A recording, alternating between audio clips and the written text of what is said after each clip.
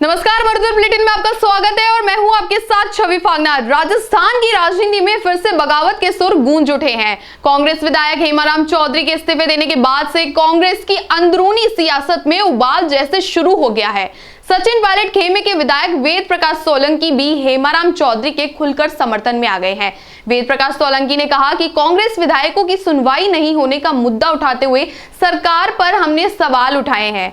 सोलंकी ने कहा कि ज्यादातर विधायकों की हालत हेमाराम जैसी है, अकेले हेमाराम चौधरी ही पीड़ित नहीं है। उन्होंने आगे कहा कि बहुत से विधायकों की ऐसी ही हालत है, इसमें हर गुट के विधायक शामिल हैं, इसमें किसी गुट से कोई मतलब नहीं है। सीनियर विधायकों की सरकार में सुनवाई नहीं हो रही है तो कई विधायक अंदर ही अंदर घुट के मर रहे हैं, कई तो मजबूरी के कारण भी चुप हैं। जो सहन नहीं कर पाए उन्होंने खुलकर बोल दिया है, हेमाराम से बर्दाश्त नहीं हुआ इसलिए इस्तीफा दे दिया। मेरे कार्यकर्ताओं की सुनवाई नहीं होगी और यदि काम नहीं होंगे तो मुझे भी इस्तीफा देना पड़ेगा। सोलंकी ने आगे कहा कि हेमाराम चौधरी से वरिष्ठ और ईमानदार विधायक कांग्रेस में कोई नहीं है। हाईकमान इस बात की जांच करे कि इतने वरिष्ठ और ईमानदार विधायक को इस्तीफा देने के लिए आखिर क्यों मजबूर होना पड़ा। मेरे जैसा जूनियर विधायक भी इस्तीफा देता तो भी बड़ी बात नहीं थी, लेकिन हेमाराम चौधरी जैसे नेता को इसलिए इस्तीफा देना पड़ा कि उनकी वाजिब मांगे और उनकी बातों को नहीं सुना जा रहा था। सोलंकी ने आगे कहा कि कांग्रेस हाईकमान को हेमाराम चौधरी की वाजिब मांगों की सुनवाई करके उन्हें पूरा करना चाहिए।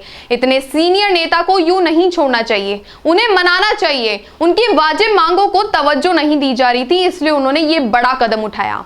सचिन पायलट खेमे और खुद के अगले कदम के बारे में भी सोलंकी ने आगे बताया कि अभी तो ये सिर्फ बड़ा मुद्दा यहीं तक ही नहीं है, हेमाराम चौधरी को मनाया जाए, उनकी बातों को सुना जाए। सचिन पायलट गुट के होने की वजह से हेमाराम चौधरी की अनदेखी करने के सवाल पर वेद प्रकाश सोलंकी ने आगे ये भी बताते हुए कहा कि गुट और गुटबाजी तो अलग मामला है। यहाँ तो जो सरकार के नजदीक है, पास है, वे विधायक भी परेशान हैं, उनकी भी सुनवाई कहाँ हो रही है। उन्होंने ये खुलासा करते हुए बताया कि वरिष्ठ विधायकों की अफसरशाही नहीं सुन रही, ये तो खुद के विधायकों की ही नहीं सुन रहे हैं। मदन प्रजापत का कल ही बयान आया था कि वे भी दुखी हो रहे हैं, उन्होंने भी खुलकर अपना दर्द जाहिर किया था। इससे पहले राजेंद्र गुड़ा को अपने क्षेत्र की जनता की पानी की मांग को लेकर जलदाय विभाग के चीफ इंजीनियर के दफ्तर में धरने पर भी बैठना पड़ा था। विधायक बाबूलाल बैरवा ने भी अपना दर्द खुलकर बताया था कि कैसे उनकी वाजिब मांगों की सुनवाई नहीं हो रही थी। तो फिर देखा जाए तो वेद प्रकाश सोलंकी पहले भी मुखर रहे हैं। विधानसभा के बजट सत्र के दौरान सोलंकी ने रमेश मीणा के साथ एससी और एसटी और माइनॉरिटी के विधायकों की आवाज दबाड़ने का मुद्दा उठाते हुए सरकार पर सवाल उठाए थे। दूसरी तरफ देखा जाए तो सोलंकी ने इसके बाद एससी एसटी विधायकों को दमदार महकमों का मंत्री बनाने और राजनीतिक नियुक्तियों में जगह देने की मांग भी उठाई थी। अधिक जानकारी साझा करने के लिए मेरे साथ सहयोगी विवेक जुड़ चुके हैं। विवेक, एक बार फिर राजस्थान की राजनीति में जो बगावत की गूंज उठती हुई दिखाई दे रही है, उसे देखते हुए क्या है पूरा मामला? जी छवि, बिल्कुल सही कहा। राजस्थान की राजनीति बिल्कुल इन दिनों अलग चल रही है। राजस्थान में कांग्रेस में कुछ अच्छा नहीं चल रहा है। कल जैसे ही हेमाराम चौधरी ने इस्तीफा दिया था, जब से ही लगातार राजनीतिक बगावत के सुर तेज हो गए हैं। राजनीति राजस्थान की उसी धुर पर चल चुकी है जिस धुर पर 2020 की बात करें, इसी मई के महीने की, जो मध्य प्रदेश में चली थी। मध्य प्रदेश में 18 विधायकों का इस्तीफा देना हुआ था। वहाँ कमलनाथ की सरकार गिरी और शिवराज सिंह ने कमल की सरकार मध्य प्रदेश में बना दी थी। उसी धुर पर अब राजस्थान की राजनीति चल चुकी है। कल हेमाराम चौधरी ने जैसे ही इस्तीफा दिया था, उसके बाद लगातार बगावत के शुरू हो चुके हैं। सतीश पूनिया ने, भारतीय जनता पार्टी के जो अध्यक्ष हैं, उन्होंने कांग्रेस पर निशाना साधा है। वही गुलाब चंद कटारिया भी पीछे नहीं रहे। अगर बात करें राजेंद्र सिंह राठौड़ की, तो उन्होंने भी कांग्रेस को लेकर कई आरोप लगाए हैं। वही कोविड-19 की दूसरी लहर को लेकर सरकार कुछ करने में है। ऐसे में एक बार फिर कांग्रेस की अंतर कर के बगावत के सुर एक बार फिर पब्लिक होते नजर आ रहे हैं। वहीं अगर बात करें वेद प्रकाश सोलंकी की, जो चाकसू से विधायक हैं, उन्होंने भी एक बार फिर अंतर कलह को तेज कर दिया है। उन्होंने भी कहा है कि कोविड-19 में जो कार्य होने चाहिए थे हमारे, वो कार्य नहीं हो रहे हैं। अगर कार्य नहीं हुए तो मैं भी इस्तीफा दे दूंगा। देखिए छवि, मैं आपको पूरी विस्तार से समझा रहा हूं कि राजस्थान की राजनीति क्या कह रही है और मध्य प्रदेश से कहां तक जुड़ रही है। 2020 में ज्योतिरादित्य सिंधिया अपने ग्रुप के विधायकों को लेकर इस्तीफे की पेशकश की थी, उन्होंने इस्तीफे दिए थे। उसके बाद से ही लगातार एक अलग तरह की राजनीति शुरू हो गई थी। कमलनाथ की सरकार गिर गई थी, शिवराज सिंह की कमल की सरकार बन चुकी थी। वही हाल प्रदेश में हाथ के पंजे का राजस्थान में एक बार फिर हो रहा है। देखिए छवि, मैं आपको क्लियर बता दूं, उसी धुर पर राजस्थान में सचिन पायलट गुट चल पड़े हैं।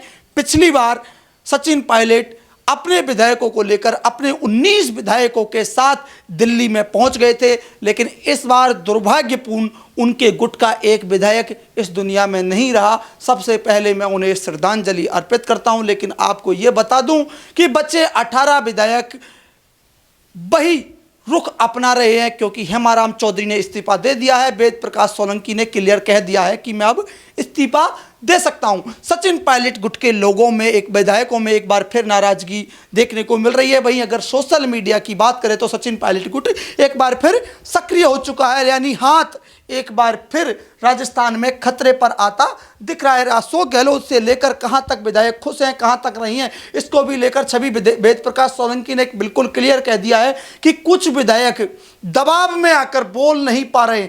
बड़ा मामला है छवि, बड़ी बात है कि राजस्थान में विधायकों पर दबाव है। यह बहुत बड़ा मामला है छवि। मैंने भी पीआईएल लगाई थी, जनहित याचिका लगाई थी कि जब विधायक बाड़ाबंदी में बंद हैं, यानी प्रदेश की जनता के कार्य नहीं हो रहे हैं, तो ऐसी स्थिति में विधायकों के वेतन और भत्ते पर कटौती होनी चाहिए। लेकिन सरकार ने दबाव में आकर वेतन और भत्ते में कटौती नहीं की। लेकिन उसी बीच सीपी जोशी के पास विधानसभा में इस्तीफे की पेशकश होना। वही अगर बात करें रमेश मीणा की, रमेश चंद्र मीणा सपोटरा से विधायक है, उन्होंने पहले ही कहा कि यहाँ अल्पसंख्यक और एसटी एससी के विधायकों की सुनवाई नहीं हो रही है। ये बात उन्होंने राजस्थान के वित्त सदन में ही कह डाली थी। उस समय से ही मरुधर बुलेटिन ने कहा कि प्रदेश में एक बार फिर बगावत के सुर तेज होंगे। तो मरुधर बुलेटिन का यह वाक्य छवि बिल्कुल एक बार फिर सामने आने लगा है और सच साबित होने लगा है, क्योंकि मरुधर बुलेटिन जो भी कहता है हमेशा सच कहता है। क्योंकि मरुधर बुलेटिन की जो टैगलाइन है छवि ये है कि जिसकी कोई नहीं सुनेगा उसकी हम सुनेंगे।